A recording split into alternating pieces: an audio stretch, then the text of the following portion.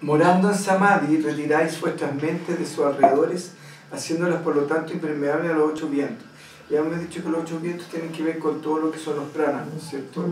Tienen que ver con los pranas y con lo que activa el cuerpo mental, o el antakarana. Porque el antakarana finalmente es algo muerto. La mente es algo muerto, es algo inerte, que no tiene vida por sí misma. Porque si le sacas la energía, en el fondo, ¿qué es lo que es la mente? Es puro movimiento de prana, ¿no? El prana que se está moviendo. Nada más que eso. O sea, la gente adora a un fantasma.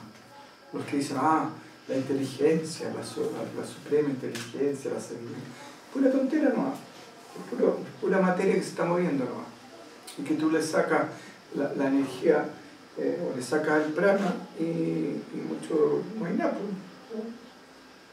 De hecho, los pensamientos ni siquiera en esta dimensión los podemos tocar, los podemos ver. Pero aparte de eso, pues se apagó el telón y ¿dónde quedó la película? La mente es lo mismo, se apagó el telón y ¿dónde quedó la película? ¿No? Entonces, de alguna manera, privilegiamos tanto una tontera que finalmente no existe. En el fondo somos seguidores de un fantasma que nos tortura en algunos casos y nos da placer en otros. ¿Estamos?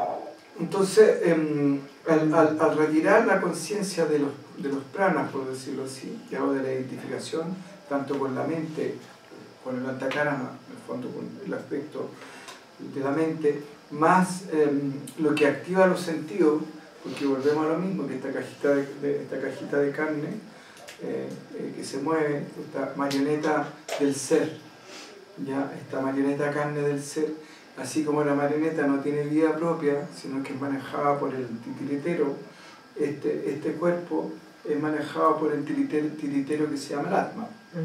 Entonces, si el tiritero suelta al títere, el títere no tiene vida.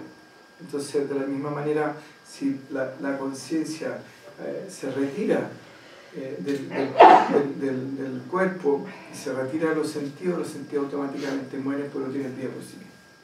¿Estamos? ¿Y la mente, maestro? La mente, ¿qué es lo que es la mente? Este movimiento del prana, que nosotros interpretamos como también está sostenido por el ser, digamos, es parte del...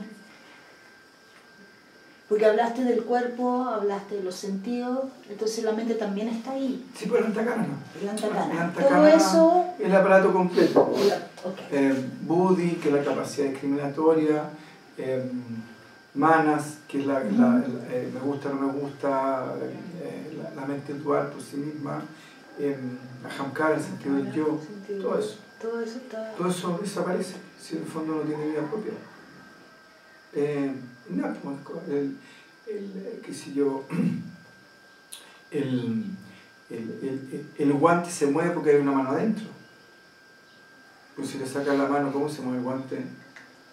No se mueve. Tú le dices guante, pasa la taza. Oye, ¿qué le pasa a ese guante que no se mueve? Porque no es lo mismo. La mente es un... En primer lugar, habría que descubrir dónde está. Porque si le saca el soporte, si el cuerpo tuviera vida por sí mismo, o sintiera por sí mismo, todos los cadáveres sentirían. Claro. Todos los cadáveres funcionan, y todos los cadáveres de repente, cada cierto tiempo tocan toc, toc, toc, toc. Entonces, ¿qué? Están viendo, por favor, ábreme ¿cómo se llama? El féretro, porque estoy aburrido aquí adentro. Y no, po. Como una vez una psicóloga me dijo que estaba postulando yo a un lugar donde hacían clase de que las emociones estaban en el cuerpo. Yo le pregunté en qué parte del cuerpo, porque resulta de que le dije, cuando uno toca música, ¿dónde está la música? ¿Dónde está la música? ¿En la guitarra? ¿En las cuerdas? ¿En quién las toca? ¿Dónde está? ¿Dónde está la música? Yo le dije, la guitarra es la caja de resonancia, pero la música no está ahí. Ahora, claro, yo puedo medir el efecto vibracional que generó a través de la memoria que puede tener la madera y sacar un registro y decir ya, pero eso no significa que la emoción esté ahí, que la música esté ahí. Yo simplemente estoy registrando, puedo registrar ¿cómo se llama? El efecto que produjo la música como vibración en esa madera. pero ahí no hay música. Entonces, que a medida que la emoción está en el cuerpo, como que a medida que en la guitarra está la música. ¿Y qué pasó? Me pegó una patada en cierta parte y chao, nunca me pude postular a ese lugar para hacer clase. Ahora, lamenté no hacer clase, pero me dio risa. ¿Se dan cuenta de la tontera en la que está metida la gente? Y cómo confunde las cosas. Entonces, y esa confusión es justamente la que nos lleva a creer que somos lo que no somos. En el fondo nos lleva a creer que no somos lo que somos. ¿Ya? Es como ese afiche que puse para Jnana Yoga que decía ustedes no son lo que creen ser, son todo lo que no creen ser. ¿No? Entonces esa confusión nos lleva a creer que somos todo lo que no somos. ¿No? Y al mismo tiempo nos lleva a no creer en lo que verdaderamente somos. Maestro, cuando la mente nos lleva a la tortura o al placer, es porque de alguna manera perdemos la capacidad de reconocer quiénes somos. Claro, en el fondo básica, ¿por qué? ¿Por qué nos lleva a una experiencia dolorosa? No nos lleva a una experiencia satisfactoria porque no está consciente de quién es. Entonces esa no conciencia de quién es la hace identificarse con lo que no es. Entonces en esa identificación se identifica para un lado o se identifica para otro. ¿No? En el fondo, básicamente lo que está buscando, lo que pasa es que esa sensación ilusoria de creer que tú no eres lo que eres, ya te hace buscar existencia en lo que no existe. ¿Me explico? Entonces, si yo veo una experiencia dolorosa, siento que estoy más vivo que nunca, porque me duele. Y si tengo una experiencia placentera, siento que estoy más vivo que nunca, porque me gusta. ¿Está? Entonces te das cuenta como en ambos casos está la fantasía de que existo y vivo a partir de esa experiencia que es la confusión o la ilusión que generan los sentidos, más la ilusión que te genera esta sensación de tener un cuerpo y la identificación con eso. ¿Estamos? ¿Y por qué hablamos de ilusión? Porque si yo le doy cuerda a un monito para que se mueva, ¿qué es lo que se mueve? ¿Qué es lo que permite que se mueva el mono? ¿El mono o la cuerda que yo le di? La cuerda, porque se le acabó la cuerda y el monito no puede seguir moviéndose, o el autito, o lo que sea. ¿Estamos? Entonces, el confundir como quien dice, la consecuencia con la causa. ¿Estamos? Pero en estricto rigor, si vamos más profundo aún, ni siquiera hay causa. ¿Estamos? Pero bueno, para el ejemplo que estamos viendo nosotros, de alguna manera podemos decir que es como se llama, es esa identificación donde el ser de alguna manera, o Atma, el momento que se identifica consigo mismo y se reconoce como yo, y el momento que se establece en estado de yo, genera una separación. Y separación genera dualidad, y al generar la dualidad hay algo ahí que hay que reconocer que es distinto a mí.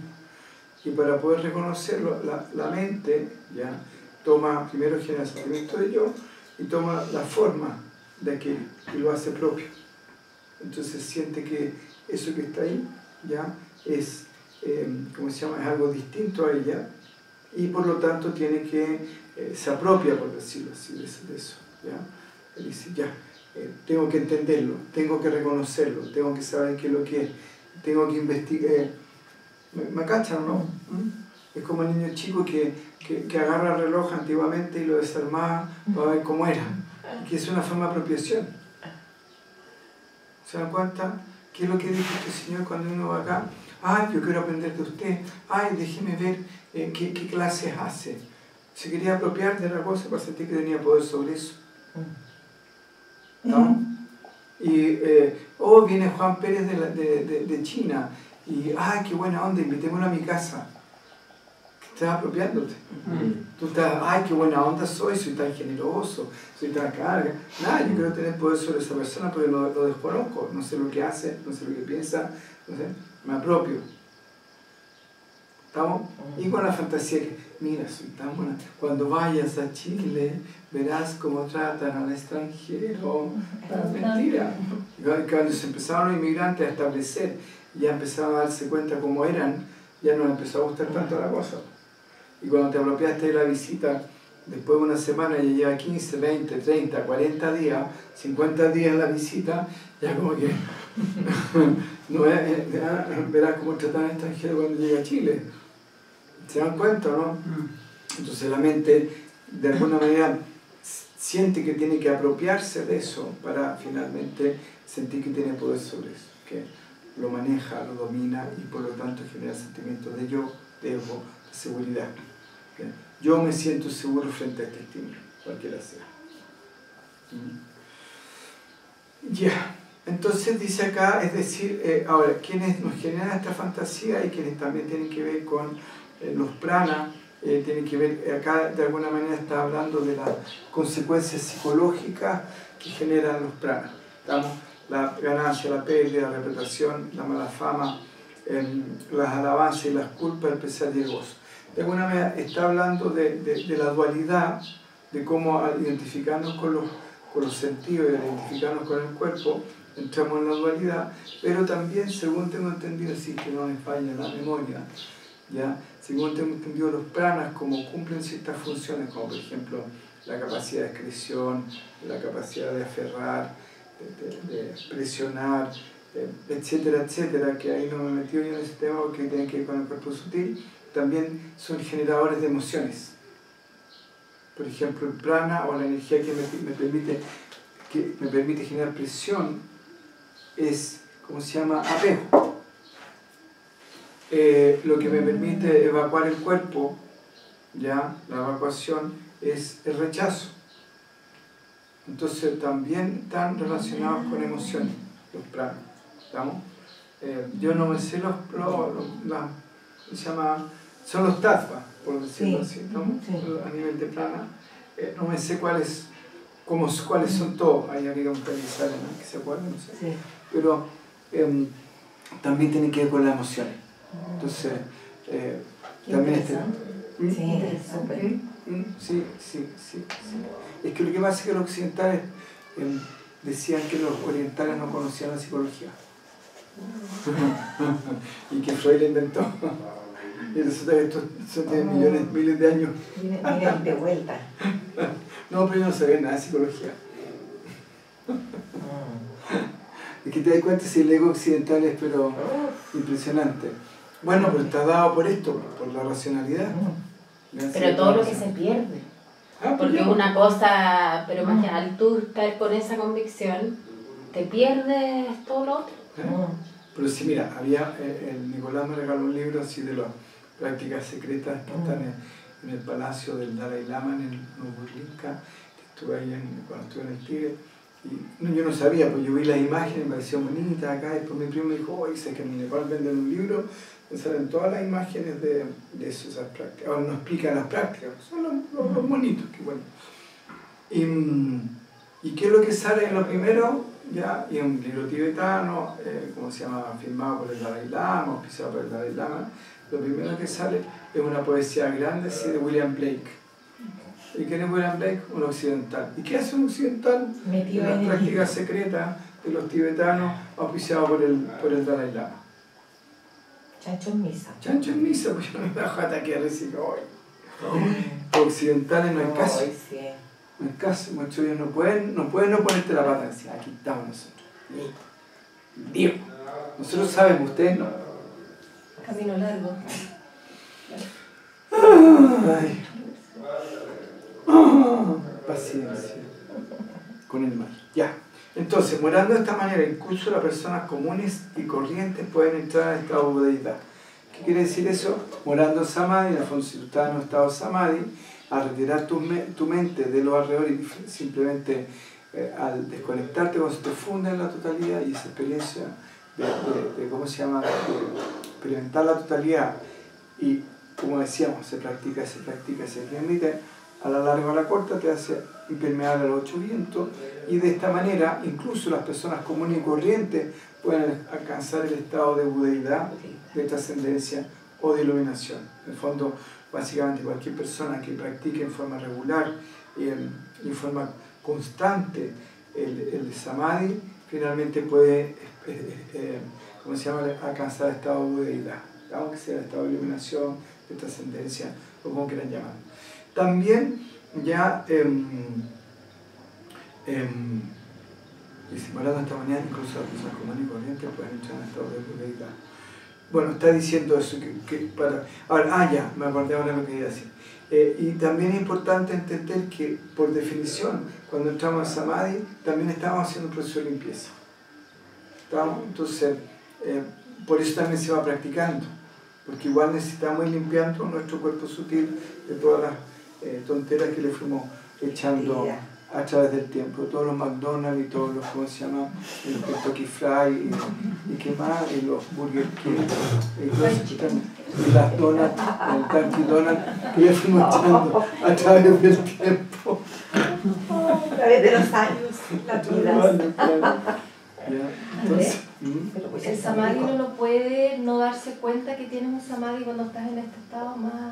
puede ser que no esté, que si entras en un estado muy profundo, puede que no seas consciente.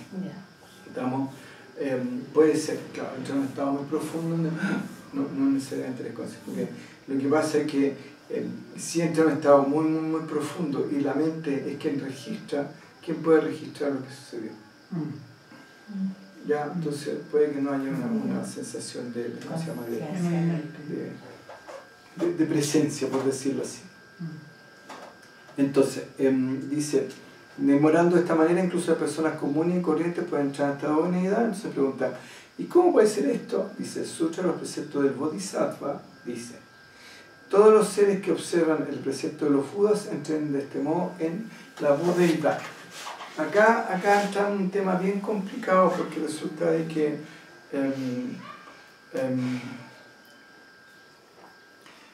yo no sé budismo, pero no sé a lo que se refiere el precepto de los Budas. Por lo tanto, puede ser una lista de condiciones. Si es una lista de condiciones, te va a alejar. Si es una lista de condiciones, te acerca a ser manipulado. Claro, pues si tú no cumples con las condiciones, no te lo mereces. Y por lo tanto, ¿no?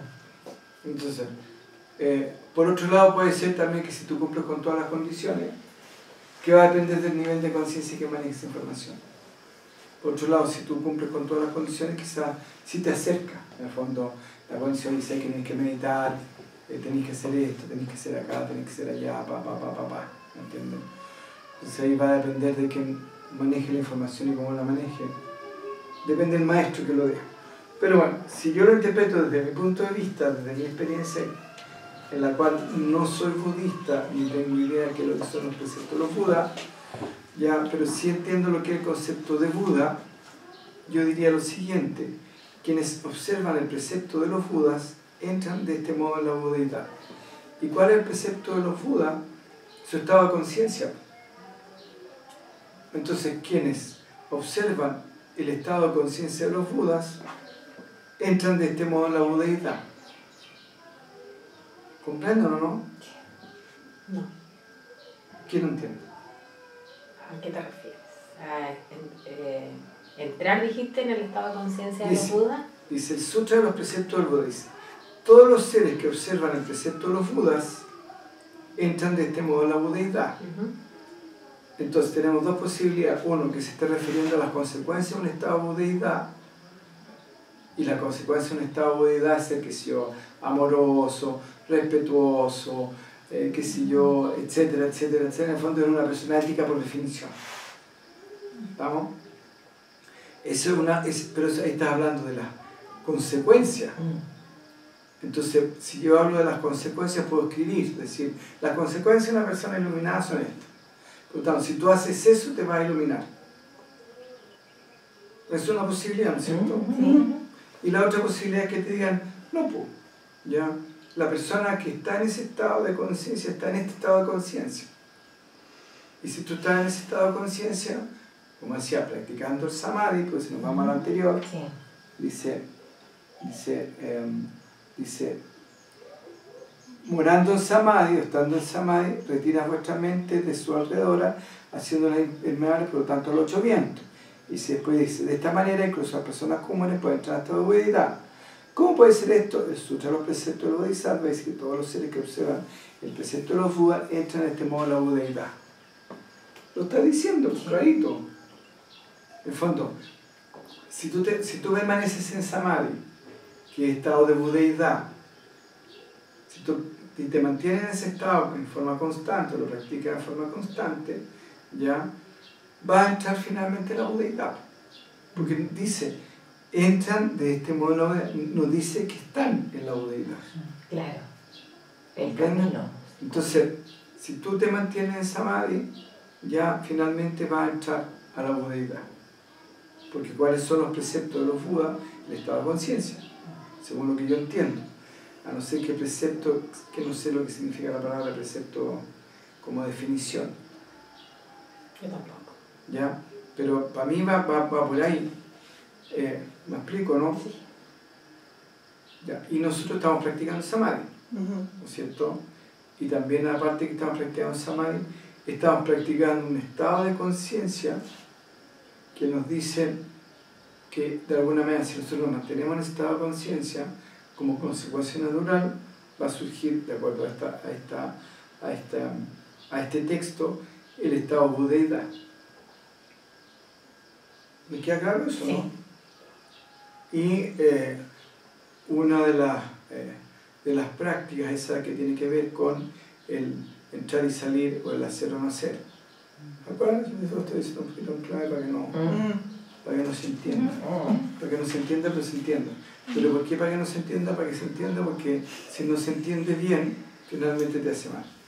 Mucho, no te permite, te hace creer que sabes lo que no sabes. Y cuando uno cree saber lo que no sabe, lo peor que le puede pasar. Entonces es tan sutil el proceso que te puede hacer creer que sabes lo que no sabes. ¿Cachai? Por eso lo hablamos en clave. ¿Ustedes entienden eso? ¿Sí? ¿Estamos hablando así? Si hay alguien que no lo entiende, levanta la mano, cortamos la máquina y seguimos, porque hay que ir en crédito. ¿No? ¿Todo? Muy claro. Ya, entonces, otros nombres para esta budeidad son liberación, ganar la otra orilla. Entonces ustedes leen un texto, ganó la otra orilla, se iluminó. Trascendió los 6 estados de un ser mortal, se iluminó. Sobrepasa los 3 mundos, hablamos del mundo físico, el mundo sutil y el mundo causal.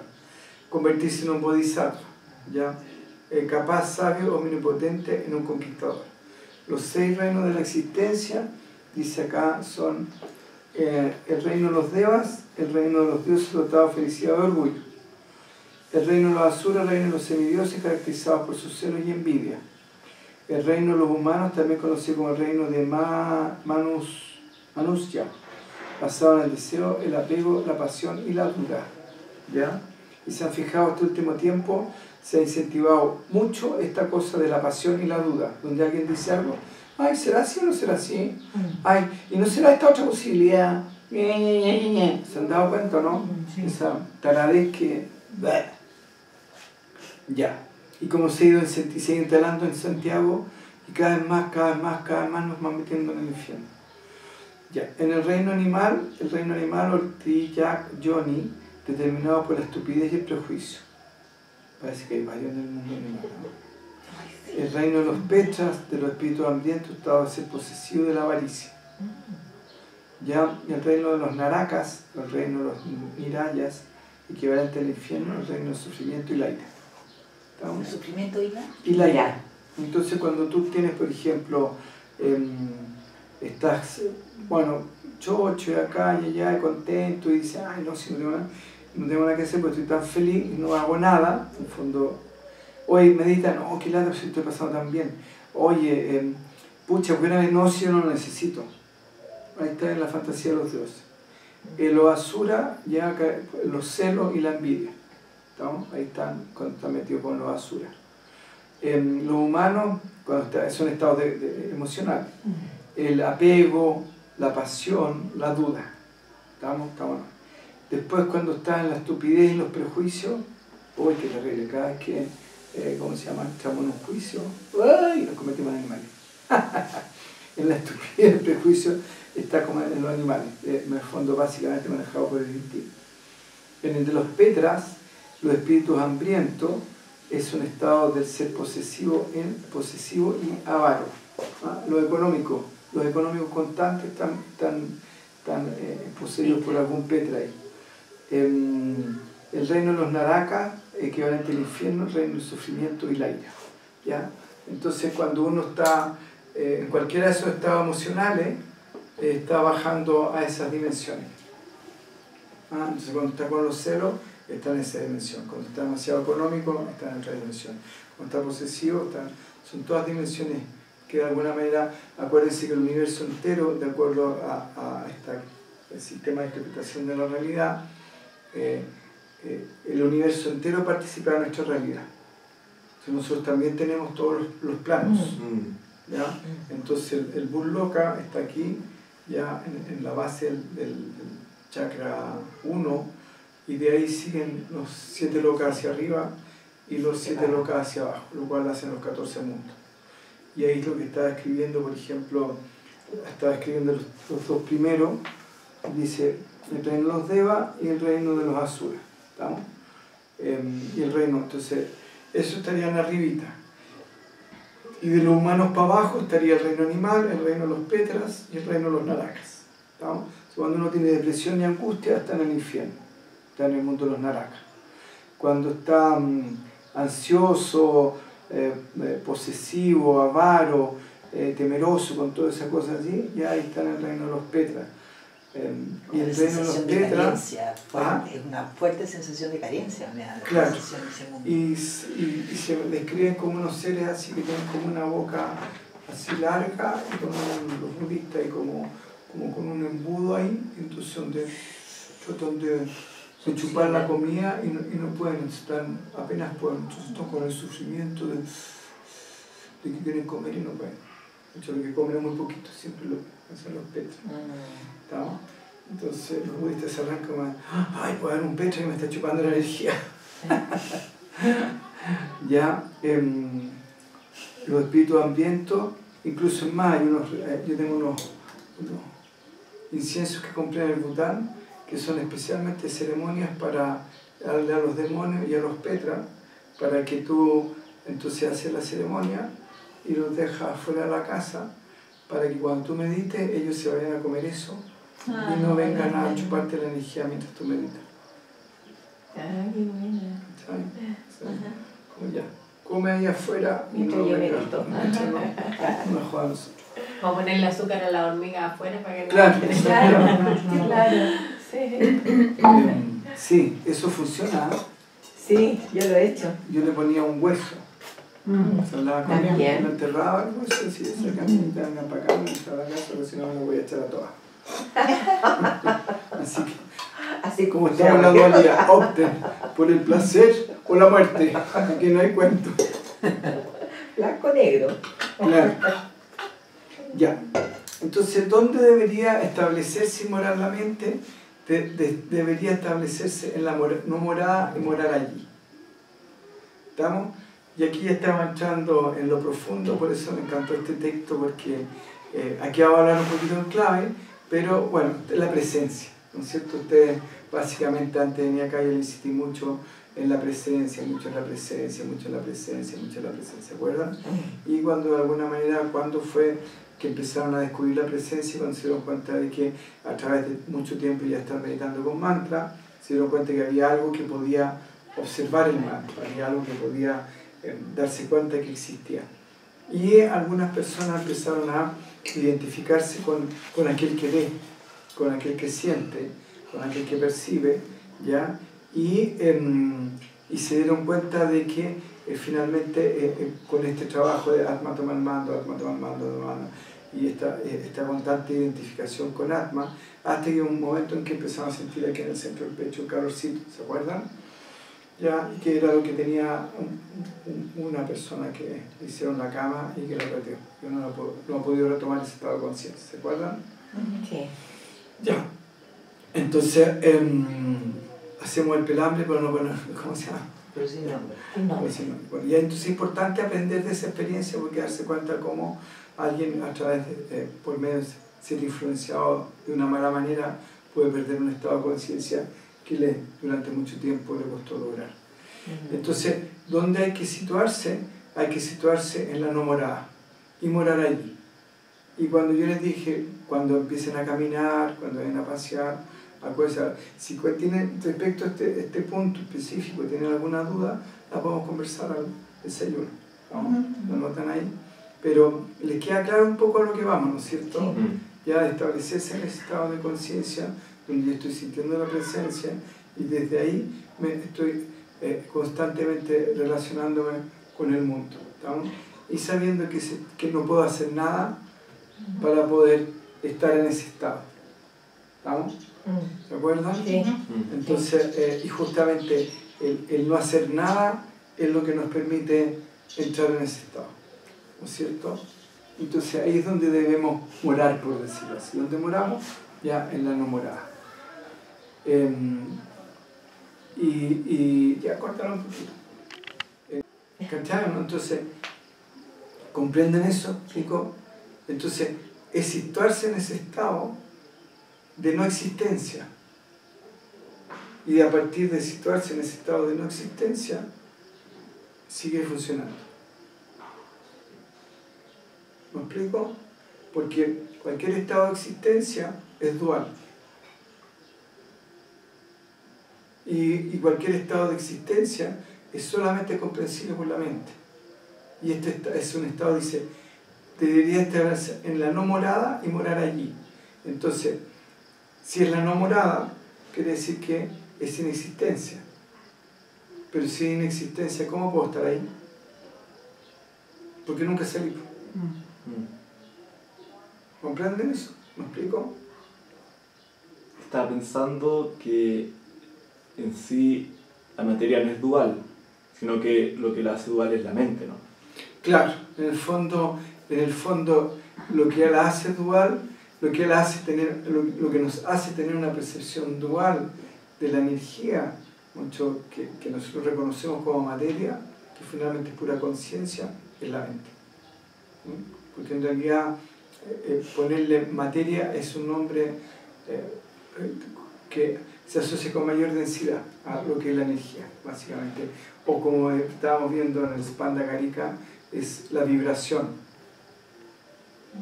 La vibración que hace, ¿no? Entonces, en el fondo, ¿a qué podríamos reducir lo que es la materia en sí misma? Sería una vibración. ¿Estamos? Y esa vibración, por eso el Om, primer sonido, el Om. Esa vibración, si es a mayor vibración o menor vibración, se agita a sí misma esa vibración. O sea, cuando se agita lentamente es más densa, y cuando se agita rápidamente es más sutil, pero es pura vibración, es solamente la conciencia. Ahora, si no hay conciencia no puede haber vibración. ¿Sí? El primer movimiento de la conciencia es la vibración, ¿okay? ¿Sí? Se experimenta como sonido. Entonces, a menor vibración, mayor densidad, a mayor vibración. Ahora, quien regula esa vibración finalmente son las gunas. ¿Estamos? Entonces, a menor vibración es más tamásico, a mayor vibración es más rayásico. Ya, y cuando se mantiene una relativa armonía, que en realidad el sattva es una consecuencia, sería más bien sátvico. ¿Estamos? Entonces, es sátvico en la medida en que es consecuente, por decirlo así, es consecuente en relación al dharma de lo que está manifestando. ¿no? Como habíamos hablado de que el Dharma era lo que permitía la coherencia y la consecuencia con lo que está existiendo. Entonces, si está dármico, está en su Dharma, se va a mantener en sat, se va a mantener en armonía. Entonces, cuando empieza a perder la vibración la manzana y se empieza a poner tamásica, empieza a podrirse y por lo tanto ya dejó de ser dármica. Porque no está cumpliendo con sus funciones que le permiten ser lo que es. Y ya se empieza a convertir, finalmente se convierte en algo podrido, ya no una manzana. ¿Vamos? Sí. Ven que entrete. Maestro, y al estar en la constante reconociendo la presencia. Exactamente, ese es el camino. Ese es el camino, esa cosa, como te decía yo cuando se fue la Carmen, yo te decía, obsesiónate con el Atma, ahora es obsesiónate con ese estado de conciencia que no puedo evitar la presencia y que siempre estoy ahí. ¿Cachai? Y ese constante recordatorio. Entonces, ¿cuál es la práctica de la no práctica? Él está constantemente recordándote que estás en la presencia. Estás en la presencia. ¿Ya? Y que toda percepción que estoy teniendo de lo que llamo realidad es absoluta y súper absoluta subjetividad y nada. Que en la medida que tú caes en el juego del mundo objetivo, estás automáticamente cayendo en el mal. Porque eso no existe, como les decía, esta marioneta de carne incluso es una ilusión óptica. Lo cual no significa de que todo el universo no sea pura utilería. Todo lo que nosotros vemos, las flores, las plantas, los pajaritos, los cuerpos, todo es pura utilería. Pura utilería. Porque le sacas el ser, ¿y dónde quedó todo eso? Imagínate sacar el ser a todos los seres humanos que hay en este momento. ¿Qué pasa con ellos? Desaparecen los cuerpos, muchos de los cuerpos se empiezan a volver rápidamente. Sacar el ser a todos los árboles que hay. ¿Qué pasa? Se empiezan a secar. Sacar el ser, que si yo a todos los ríos, se secan. Y si le sacáis el principio de cohesión a la tierra, ¿en qué se convierte? En polvo. Por lo tanto, es pura utilería.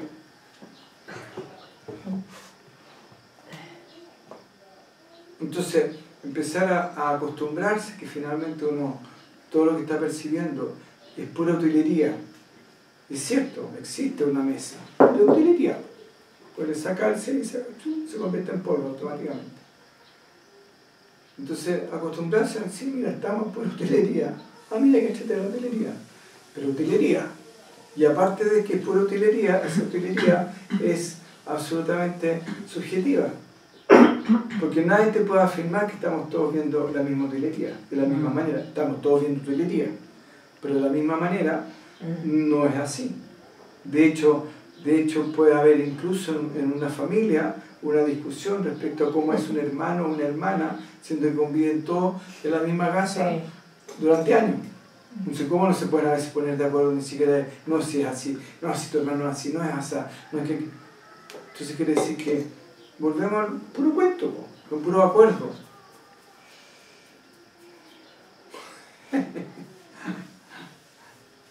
Al establecerse, al sentir la presencia, la vibración, es mucho más fácil ese reconocimiento, o sea, como que al sentir la presencia, ese estado constante, inmediatamente como que la dualidad se disuelve. Se disuelve como el azúcar en el agua. O sea, se disuelve como el azúcar en el agua y ahí está ahí, pero chocha la vida y súper feliz porque en el fondo eres quien sostiene la hotelería. Exacto, a eso.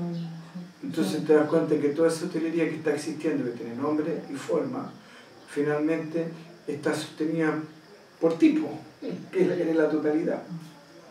¿Estamos? Pero eres tú, no es el ego. No es el ego del yo, no es el ego de la jamskara, no es el ego freudiano, como le llaman.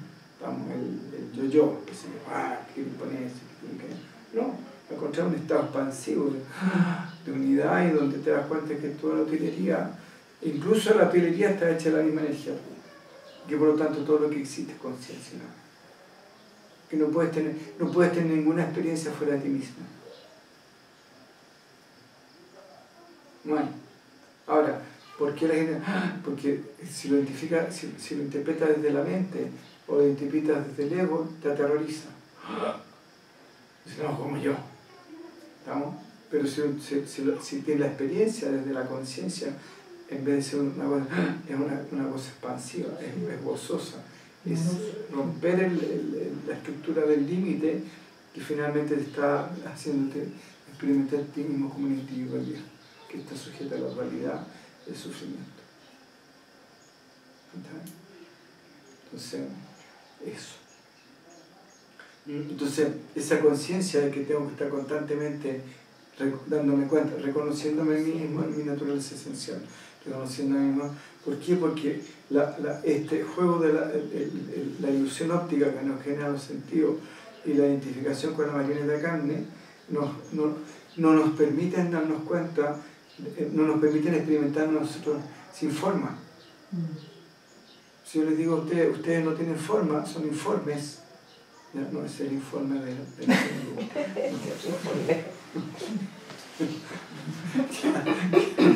no tienen forma. Si lo interpretan desde la lógica, lo interpretan desde la mente, es imposible experimentarlo. Porque la mente no puede concebir algo que no pueda ver y que no pueda identificar. No identificable es como el computador que metí mal en la clave y no tiene acceso. ¿Comprenden? O sea, es imposible. O sea, con esa estructura jamás va a poder tener la experiencia de la unidad porque no es identificable, no es cuantificable, no es medible, no es pesable, no es material. Y la mente solamente es funcional a la materia, nada más. Entonces, como tratar de no sé, pues con un palo como el palo de azúcar, ¿se acuerdan del palo de azúcar? Está llenito, está todo lleno, usarlo como catalejo. No es algo. No. Y si por último soy niño y soy un niño medio tosudo y empiezo a hacer un hoyito, hasta que logro traspasar y miro la visión de ese catalejo, supuesto catalejo, va a ser incluso más limitada, va a ser más limitada incluso ya que si mirara con su propio ojo. Entonces la mente además, ya la racionalidad además, nos limita aún más la percepción que tenemos nosotros, no solamente de la utilería, sino que de nosotros mismos. Entonces, esa visión desde la mente, lo único que hace es limitarnos cada vez más. Y volvernos cada vez más esclavos de la ilusión. ¿Ven? Entonces, ¿qué es la no morada? Significa no dejar que la mente muera en ninguna cosa.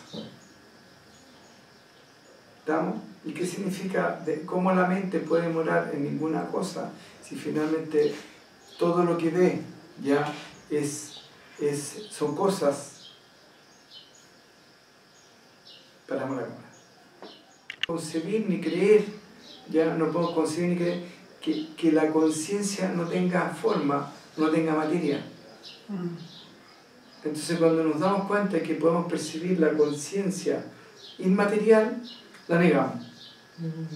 Porque no cumple con nuestras condiciones mentales de cómo debe ser lo que nosotros creemos ser y que no conocemos además. Ustedes están afirmando que eso no es o que no puede ser sin saber, sin conocerlo, sin ni siquiera tener la experiencia. ¿Comprenden? Entonces, ¿qué es lo que es la no morada? Significa no dejar que la mente muera en ninguna cosa. En el fondo, salir de ese proceso. Y hacer lo que le expliqué yo, empezar a tener esa percepción.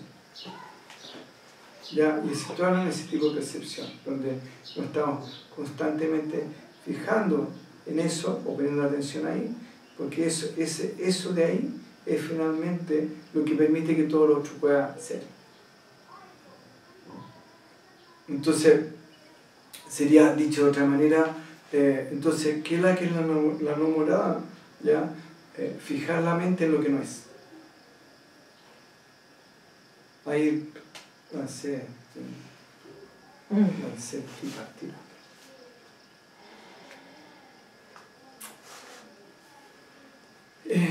Ya. ¿Cachan o no? No, está bien. Andrés, ¿estás activando? Sí. Ahora, esto igual, a ver, como lo siento en la conciencia, aunque sea el espacio, siento que eso como que sostiene todo.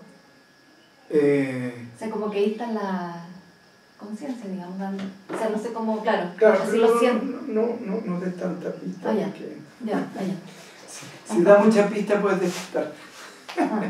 Pero sí, eso, sí, eso es lo que tú acabas de decir. Eso, sí. Mucho, sí, no, vamos. Sí, no, comprenden o no. Entonces empezar a situarse, entregarse a eso. A eso. ¿Estamos? Por eso yo decía, fíjense, pongan atención ahí. Cuando entren a un lugar, pongan atención ahí. Cuando caminen, pongan esto, acá, ya, papá. Como ir acostumbrando de alguna manera, ya. Yo les dije que necesariamente para que haya un cambio de conciencia necesita haber un cambio en la biología. Porque la conciencia en esta realidad, para mucho, todo lo que está en el mundo sutil para poder manifestarse en el mundo concreto necesita materia. Un medio. Si yo tengo un agua y la quiero conducir, necesito poner una cañería. La única agua que viaja por el aire son las nubes, ¿cómo se llama? La lluvia, pero vienen de las nubes, que la nube está concentrada de una forma material. Entonces necesitamos acostumbrar también,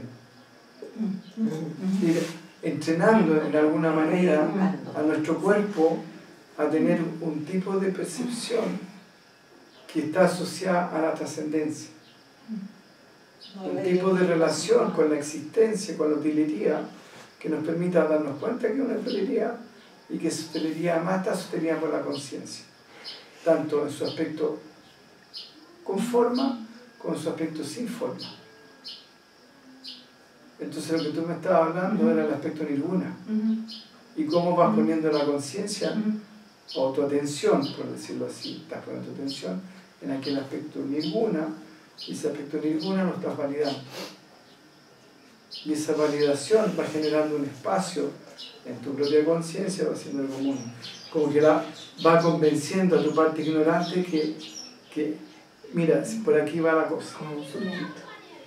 Como de a poquito le va a decir, oye, no, pues si va por ahí, va por ahí, va por ahí, por ahí, por ahí, por ahí. ¡Ah! Debería ir por ahí. ¿Estamos? Ya. ¿Ahí quedó más claro? Sí, pues todos para allá. Entonces, acá dice, ¿y qué quiere decir eso? No morar en nada significa que la mente no está sujeta al bien, al mal, a ser o no ser, dentro o afuera, o en algún lugar entre ambos, vacío o no vacío, contracción o distracción. ¿Estamos? En el fondo, no morar en nada es el estado en el que debería morar. Quien lo logra, se dice que tiene la mente que no mora. En otras palabras, tiene la mente de los Budas. ¿Estamos? Ahora, acá está dando un paso más aún que el que dije yo antes. ¿Estamos?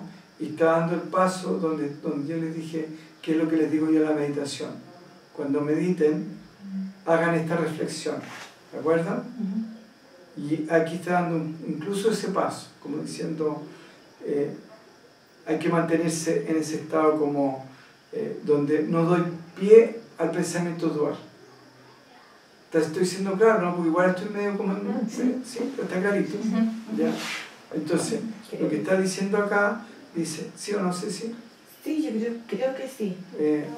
A ver, vamos a ver. Entonces, aquí te lo está diciendo clarito. Dice, no morar en nada significa que la mente no está sujeta al bien y al mal, a ser o no ser, adentro o afuera, o algún punto entre ambos, vacío o no vacío, contracción o distracción.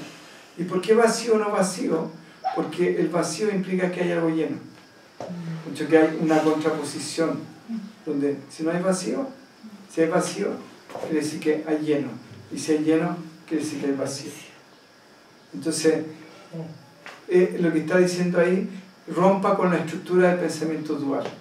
En el fondo, ¿qué quiere decir esto?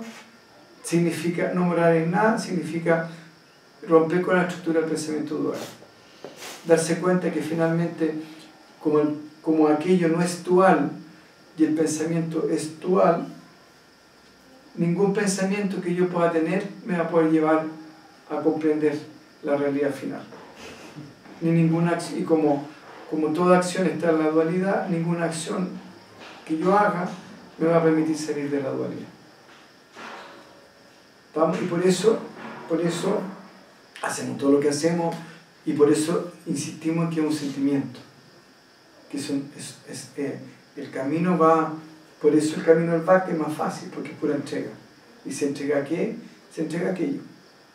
Y no hay un pensamiento estructurado, simplemente es una entrega. La persona, de acuerdo a este texto, queda morando en nada. ¿Estamos? Ya. Entonces dice, este no morar en nada es el estado en el cual se debería morar. ¿Ya? Entonces, volvemos a lo mismo, este constante recordatorio de constantemente estarnos recordando que no tenemos que morar en nada. Bueno, quienes lo logran, quienes finalmente se sitúan en ese estado en forma permanente,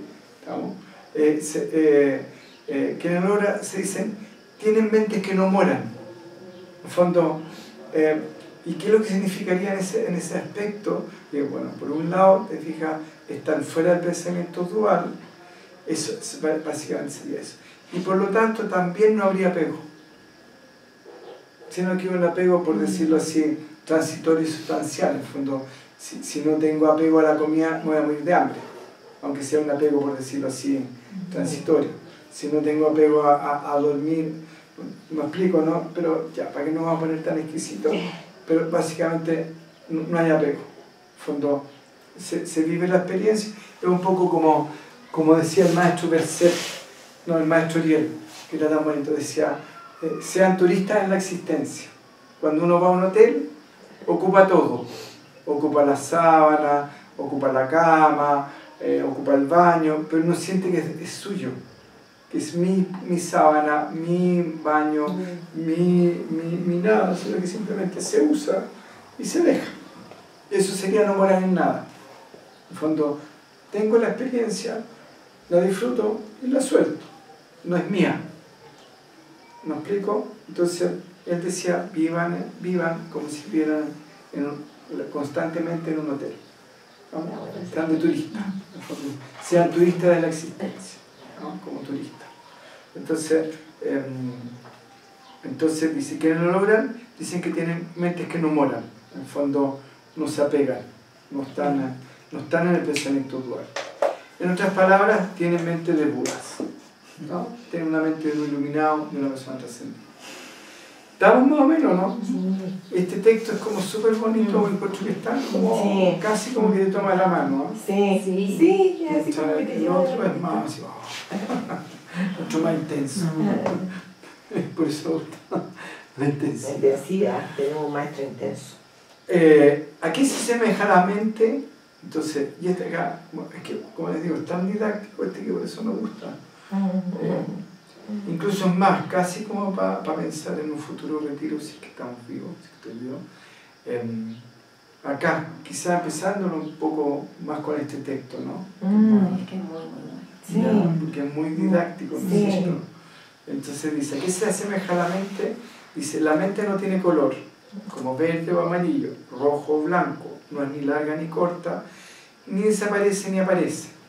Está libre tanto de la pureza como de la impureza. Su duración es eterna en calma total. Acá cuando está hablando de la mente, está hablando del atma. Sí. ¿Estamos? Entonces dice, ¿a qué se asemeja el atma? El atma no tiene color, como verde o amarillo, rojo o blanco, no es largo ni corto, no aparece ni desaparece, está libre tanto de la pureza como de la impureza, y su duración es eterna y está en calma total. En fondo, también podríamos decir la presencia. La presencia no tiene color, como el verde o el amarillo, el rojo o el blanco, no es larga ni corta, no desaparece ni aparece, está libre tanto de pureza como de impureza, su duración eterna y está siempre en calma total. ¿Estamos? Entonces, lo podemos ver en términos individuales como nuestro atma, o lo podemos ver como universal, y en ese caso podríamos decir que nada de lo que existe afecta a lo que sostiene lo que existe, y nada de lo que existe puede estar fuera de lo que sostiene lo que existe. ¿Y por qué no la percibimos? Porque no tiene color, como verde o amarillo, no tiene color como rojo o blanco, no es ni larga ni corta, ni aparece ni desaparece, está libre tanto de la pureza como de la impureza, su duración es eterna, e independiente de lo que esté pasando, siempre está en calma. Porque si ustedes se dan cuenta, cuando estábamos en medio de la bataola, siempre había algo que nunca se movió, que siempre estuvo tranquilo y que no tenía que ver con nosotros, y que nosotros, en la medida que nos permitíamos ese espacio, aunque fuera por un segundo, volvía a la calma. ¿Se acuerdan o no? Sí. ¿Y dónde estaba eso?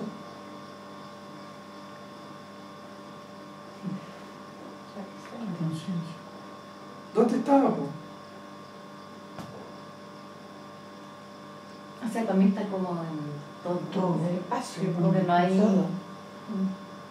Yes. Y eso es una sensación. Por eso el manual del sentimiento. Y por eso nunca se salió. Sí. Ni tampoco nunca se entraba. Eso es lo que me encantó en esta reunión. ¿Estamos? Porque si puedo salir, quiere decir que puedo entrar. Y si aquello está más allá de cualquier cosa, no se puede entrar ni salir. Siempre está. Si uno se conecta con el espacio en el sentir, siente. Yes.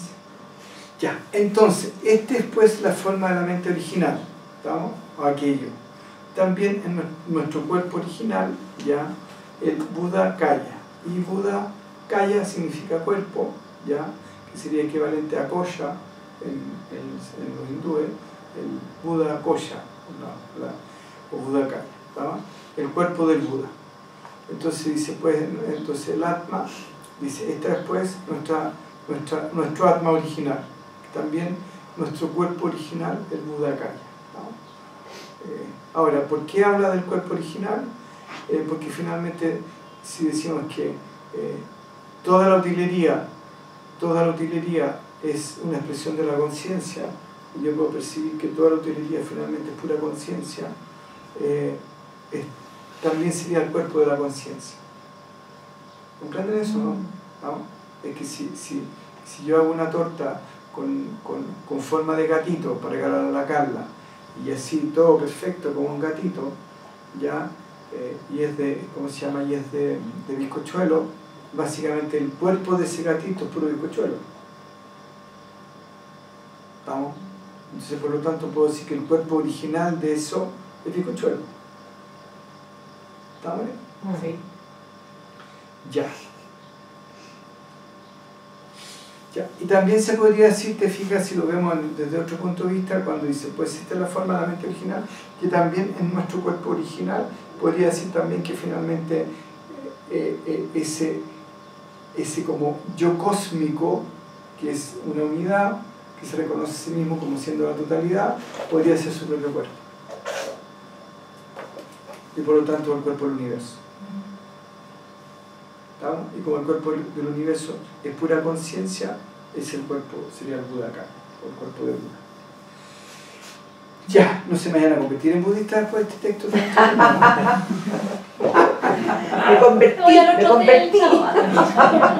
al templo, maestro. Le decimos que vamos a la cueva y nos vamos al templo. Entonces dice, ¿por qué medio se percibe este cuerpo o esta mente? ¿Puede con los ojos, los oídos, la nariz, el sentido, el tacto, la conciencia? Entonces dice, ¿cachan eso, no? Dice, ¿por qué medio percibe este cuerpo la mente, o esta mente se refiere a esta mente original, trascendente. Entonces, ¿se puede percibir con los ojos? No. ¿Puede percibir con los oídos? ¿Puede con la nariz? ¿Puede con el sentido del tacto o la conciencia? Dice, no hay distintos modos de percepción como esos. ¿Estamos? ¿Y por qué no hay modos distintos de percepción como esos? Porque no se percibe con los sentidos. Ya no se percibe a través de los sentidos. Entonces, ¿cómo fue? Sí, claro, que no se puede percibir a través de eso, porque como no se percibe a través de los sentidos, no es eso, Ya. es otra percepción. Pero ¿cómo se percibe si no es por los sentidos? O sea, Hacia hay través algo de un igual. sentido. Entonces dice, ¿por qué medios percibe este cuerpo, la mente? Puede percibir con los ojos, con los oídos, con la nariz, con la sentido. Dice, no hay distintos modos de percepción como esos. Entonces, si no es a través de los ya mencionados, ¿qué clase de percepción se ve implicada? Es la percepción por medio de vuestra propia naturaleza. ¿Y qué es lo que está diciendo ahí? Ya que de alguna manera la percepción por la cual uno percibe es la percepción del alma, es la percepción de la presencia. Porque si no está el alma, si no está la presencia, ¿quién percibe? Nadie. Nadie, ¿sí o no? ¿Ya? Entonces el punto, te fijas, es que ¿cuál es la diferencia entonces entre uno y otro? Si alma es el que percibe todo, ¿por qué cuando yo percibo todo me engaño?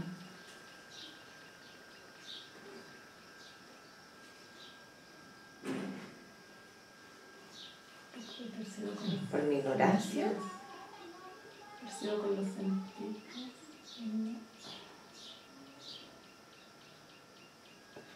¿Por qué no reconozco mi naturaleza? ¿Saben qué? Yo en el colegio sufrí igual que ustedes. Ya estoy teniendo la venganza. Ahora yo estoy en el punto del profe donde digo, yo sé, yo no. Cosa con Me acuerdo, Yo me siento como en el colegio. me siento en el colegio, los dos me preguntaban que si tal cosa y empezaban todos y uno se miraba a otro que no lo quería decir. Ya pues, sálvanos, que alguno tiene. Sí, rápido, por favor. Claro.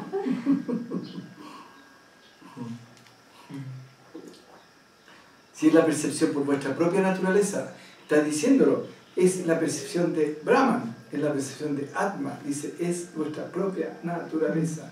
Entonces dice, ¿por qué me percibe este cuerpo, esta mente? ¿Puede percibir con los ojos, con la nariz, con el sentido? No hay distintos modos de percepción como este.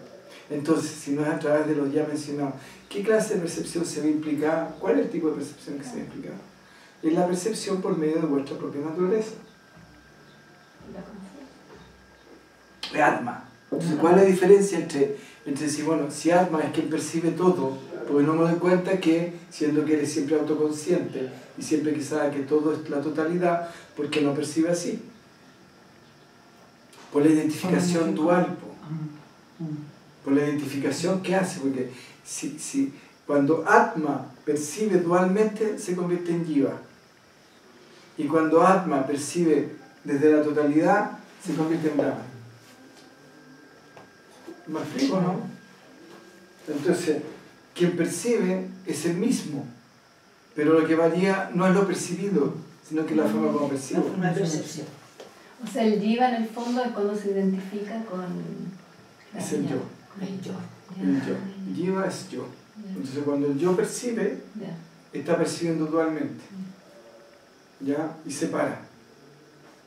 Y cuando Atma, por decirlo así, se identifica esa percepción dual y percibe la existencia, porque si no está Atma, ¿quién percibe?